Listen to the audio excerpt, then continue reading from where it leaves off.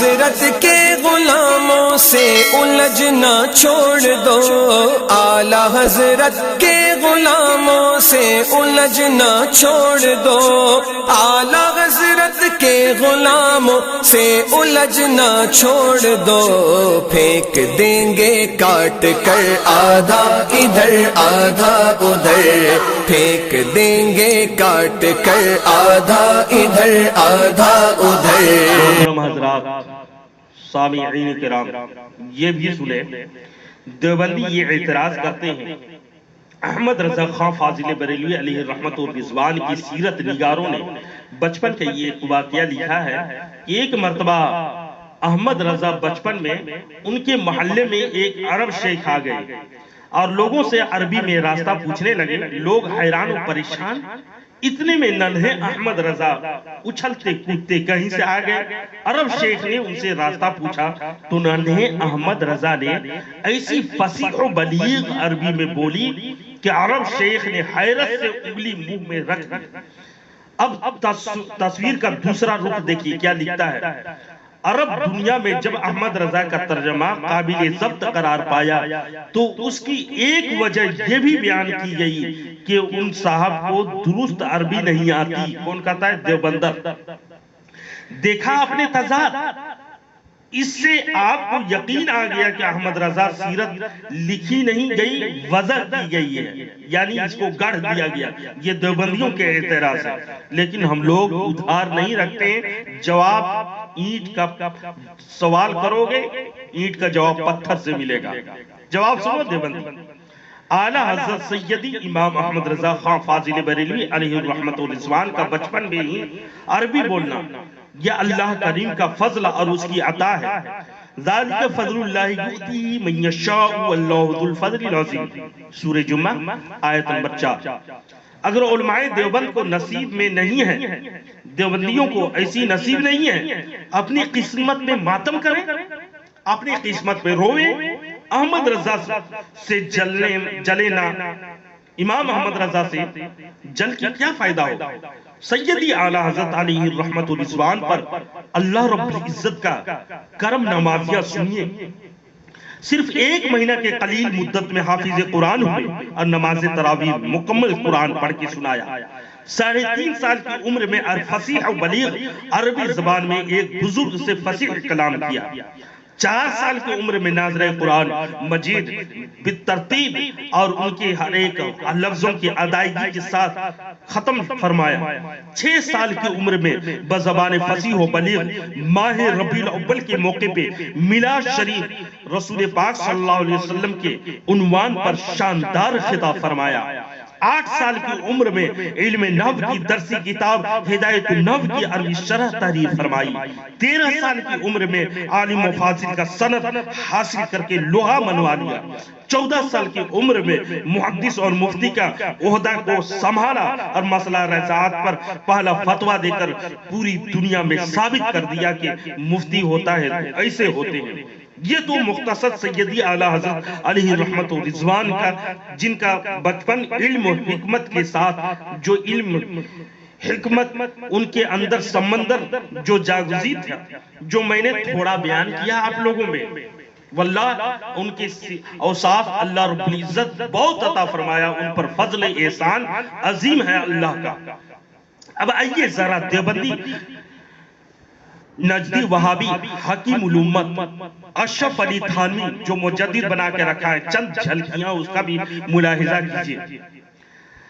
دیوبندیوں کا حکیم الامت مجدد اشرف علی تھانوی اپنے بچپن کا کارنامہ خود بیان کرتے ہیں۔ کہتا ہے ایک مرتبہ میرٹھ میں میاں الہی بخش صاحب مرحوم کی کوٹھی میں جو مسجد ہے، میں نے سب نمازیوں کے جوتے جمع کر کے اس کے شامیانے پر پھینک دیے۔ نمازیوں میں غل مچا، جوتے کیا ہوئے، جوتے کیا ہوئے۔ یہ خود لکھا ہے ملفوظات حکیم الامت جلد نمبر 4 صفحہ نمبر 264 میں لکھا ہے۔ سیدی سرکار اعلیٰ حضرت 3.5 سال کی عمر میں فصیح و بلیغ عربی میں گفتگو فرما رہے تھے، اور یہ دیوبندی کے وہابی کے مجدد گھریلو حکیم الامت تھانوی اسی عمر میں مسجد سے لوگوں کے جوتے چراتے تھے اور اس کو شامیانہ میں پھینکا کرتے تھے. کام انجام دے رہے تھے. جس کے اندر جو چیز ہوتی ہے وہی چیز ظاہر ہوتا ہے. جلن تو ہوگی نا. آپ دیوبندیوں کو اعلیٰ حضرت احمد رضا خان فاضلی بریلوی علیہ الرحمت والرضوان سے تھانوی اپنے بچپن کا ایک اور لطف اندوز کارنامہ بیان کرتے ہوئے کہتا ہے کہ ایک دن سب کو برابر سب بنا کر رکھا اور ایک جوتا سب سے آگے رکھا, گویا کہ وہ امام تھا, باقی سب جوتے مقتدی. دیکھیں, امام کی بے حرمتی اور مقتدی نمازیوں کی بے حرمتی کرنے والا مجدد یہ 61 کے بڈھے کے زمانے میں جو لکھ رہا ہے اس کو یاد کر کے وہ لکھ رہا ہے تحریر میں, اور ملفوظات حکیم الامت جلد نمبر 4 صفحہ نمبر 264 میں لکھ چھوڑا. آگے لکھتا ہے, اور پلنگ کے کھڑے کر کے اس پر کپڑے کی چھت بنائی, یعنی کپڑے کا چھت بھی بنا دیا اس نے. دیکھیں, مسجدوں کی بھی بے حرمتی کر رہا ہے یہ ابلیس, اور وہ مسجد قرار پائی. نعوذ باللہ من ذالک. دیوبندیوں کا حکیم الامت اور یہ ہے مجدد. دیکھیں ان کو, پہلے اپنے مجدد کے بچپن پر صرف ایک نظر ڈال لو, پھر میرے امام احمد رضا کے بچپن پر اعتراض کرنا. دیوبندیوں شرم کرو. تھانوی نے مہمانوں کے کھانے میں کتا ڈال دیا کرتا تھا. خود تھانوی نے لکھا ہے, میں اپنی طرف سے کچھ نہیں کہتا. تھانوی اپنے بچپن کے کارنامہ فخریہ طور پر بیان کرتے ہوئے کہتا ہے, یہ بیان کرتا ہے ملفوظات حکیم الامت جلد نمبر 4 صفحہ نمبر 265. یہ تھے دیوبندیوں کے مجدد, امام, رہبر, جس کو پیشوا بنا کے رکھا ہے. بچپن میں بھی شیطانی کام سے باز نہیں آتا تھا یہ. اور ایک ہے ہمارے امام جو بچپن میں فصیح و بلیغ عربی فراٹے کے ساتھ گفتگو فرما رہے تھے. میلاد مصطفیٰ میں بے بانگ دوہل فصیح و بلیغ زبان میں عوام کے سامنے کم عمری میں خطاب شاندار ارشاد فرمایا, اور کم عمر میں اللہ رب العزت کے عطا کردہ علم سے آپ نے فتویٰ جات 14 سال کی عمر میں آپ نے دیا. 8 سال کی عمر میں علم نحو کی درسی کتاب ہدایت النحو کی عربی شرح تحریر فرما رہے تھے.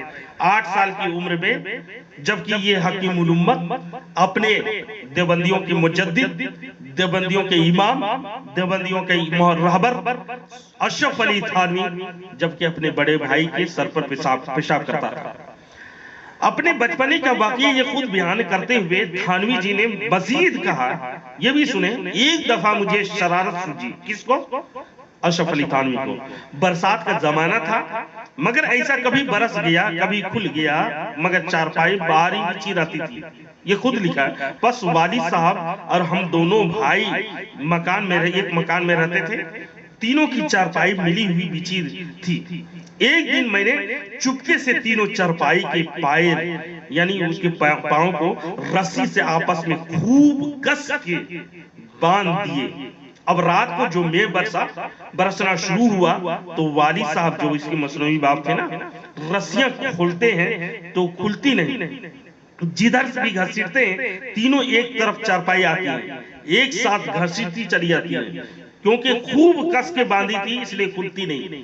کاٹنا چاہا تو چاقو نہیں ملتا, یعنی چاقو وغیرہ سب چھپا دیا تھا. یہ شریر تھا نا, غرض بڑی پریشانی ہوئی اور بڑی مشکل سے پائے کھول سکے اور چارپائی اندر لے جا سکے. اس میں اتنی دیر لگی کہ خوب بھیگ گئے. مزے سے لکھتا ہے اشرف علی تھانوی, خوب بھیگ گئے وہ. والد صاحب جو مصنوعی باپ تھا بڑے خفا ہوئے کہ یہ کیا نامعقول حرکت تھی. ملفوظات حکیم الامت جلد نمبر 4 میں یہ اشرف علی تھانوی, یہ تھا تھانوی جی دیوبندیوں کا مجدد جو 3.5 سال کی عمر میں فصیح و بلیغ عربی کلام کرے. وہ امام محمد رضا کا کہا جاتا ہے اسے, اور جو شرارت میں منہمک ہو اسے تھانوی کہا جاتا ہے.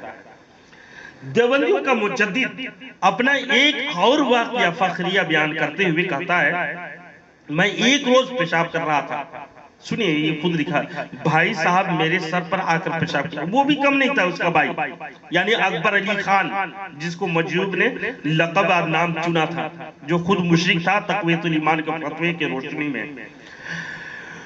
شروع کر دیا، پیشاب کرنا شروع کر دیا. ایک روز ایسا ہوا بھائی پیشاب کر رہا تھا تو میں ان کے سر پر پیشاب کرنا شروع کر دیا. بھائی کے سر پر مونتنے والے، پیشاب کا دھار مارنے والے یہ ہیں، یہ برابری کرتے ہیں، امام محمد رضا سے اقبال کرتے ہیں. تعجب ہے جو کھڑا کھڑا پیشاب کرے اور باپ کے ڈر سے بھاگے. باپ نے سزا دیا، آگے لکھا ہے تو اس کو 2-4 کنیٹی وغیرہ سزا وغیرہ دیا، ٹھوکائی کی اس کے بعد. لیکن کہاں کبھی جوتے چوراتے ہوئے شرارت میں مشہور، پورے گاؤں والے ان لوگوں سے مشہور تھا، اس لیے احتراج کرتے تھے اور ان لوگوں کو کچھ نہ بولا کرتے تھے. خود لکھا ہے تھانوی جی نے. دیوبندی امام اشرف علی تھانوی کہتا ہے جہاں اس قسم کی کوئی بات شوخی یعنی شرارت و بے حیائی کی ہوتی تھی، لوگ والد صاحب کا نام لے کر کہتے یہ ان لڑکوں کی حرکت معلوم ہوتی ہے. سب گاؤں والے کہتے ہیں شرارت میں اتنی مشہور تھا. یہ خود لکھا ہے ملفوظات حکیم الامت جلد نمبر 4 صفحہ نمبر 265. تھانوی فخریہ اپنے بارے کہتا ہے کہ میرے فعل کا مشاہدہ تھا، جو کسی کو نہ سوچتی تھی وہ ہم دونوں بھائی کو سوچتی تھی. ملفوظات حکیم الامت جلد نمبر 4 صفحہ نمبر 265. بتائیے کتنی شریر تھے یہ لوگ، جو کوئی سوچ بھی نہیں سکتا ویسے کام کیا کرتا، شرارت کیا کرتا تھا تھانوی. اور یہ دیوبندیوں کو کیا ہو گیا، عقل بند، شعور بند، سب بند کر کے اس کو مجدد اور ولی بنا کے رکھا. لعنت ہو ایسے مجدد پر. ایک طرف تو اعلیٰ حضرت سیدی سرکار امام محمد رضا خان فاضل بریلوی علیہ الرحمت و رضوان کا بچپن، جس پر دیوبندی ششدر و حیران و پریشان ہے. دیکھ کر عظمت، رفعت تو بغض و عناد میں بکھلا کر آپ کی ذات پر بے جا اعتراض کرتے ہیں اور جواب دیتے ہیں تو منہ کے کھا کر، منہ کے بل گر کے بھاگتے، چپل اور جوتا کاندھا میں رکھ کر کے فرار ہوتے. فرہ یفیروں کے گردان پڑتا ہوں. دوسری طرف دیوبندیوں کے مجدد اشرف علی تھانوی کا یہ حال، جو کہ مسجدوں سے جوتا چرانا، مہمانوں کے کھانے میں کتے لا کر ڈال دینا، گھر کی چارپائی باندھ کر مصنوعی والد کو تکلیف پہنچانا، جدوں کو امام بنانا اور امام مقتدی کی بے حرمتی کرنا، مسجد کی بے حرمتی کرنا، اپنے باپ کو بدنامی کے سبب بن جانا، اپنے بڑے بھائی کے سر پر کھڑے کھڑے موت کا دھار مارنا، دیوبندیوں کی عقل کو گدھے کے بھوسڑا عازم تناسل سے تعبیر کرنا اور بتانا ذکر میں مزہ نہیں مزی میں مزہ ہے. کہا کہ ذکر کا مذاق اڑانے والا تھانوی بہت سی بدخصلتیں کوٹ کوٹ کر شرف علی تھانوی میں بھری پڑی ہے. اگر ضرورت پڑی تو اور پیش کی جائیں گے انشاءاللہ العزیز سلسلہ وار. اس کا 1 نمبر پارٹ 2 نمبر 3 نمبر میں بیان کروں گا، آپ لوگ ضرور سنیں. یہ تو دیوبندی کس منہ سے اعلیٰ حضرت امام محمد رضا خان فاضل بریلوی مجدد میعت حضرہ علیہ الرحمت و رضوان پر پاگل ابارہ کتے، کالے کتے، خارج والے کتے بناوٹی کر کر کے دیوگند کے گند پھیلانے کی بیجا اور بیہودہ اور فضول کوشش و سعی کرتے ہیں. لیکن ہم اعلیٰ حضرت کے ادنا خادم اینٹی وائرس کا انجیکشن بریلی کا ہمیشہ رکھتے ہیں، جو دیوبندیوں کو رائے بند سے لے کر دیوبند تک اور دیوبند سے لے کر کے سہارنپور کے لوٹی محل تک اور سہارنپور سے لے کر کے نجد کے گند وائرس کو ختم کرنا ہمیں اچھی طرح سے آتی ہے. اب خود فیصلہ کریں کہ ایک طرف تو پاکیزہ علمی عظمت کا نور پھوٹ رہا ہے تو دوسری طرف شیطانی و حیوانی کی کارستگینی اور کارکردگونی گند پھیل رہی ہے. بتائیے آپ کدھر جاؤ گے؟ بتائیے سامعین آپ کدھر جاؤ گے؟ صفائی کی طرف یا گندگی گند دیو کی طرف جاؤ گے؟ فیصلہ آپ پر میں چھوڑتا ہوں. وما علینا الا البلاغ. السلام علیکم ورحمۃ اللہ وبرکاتہ.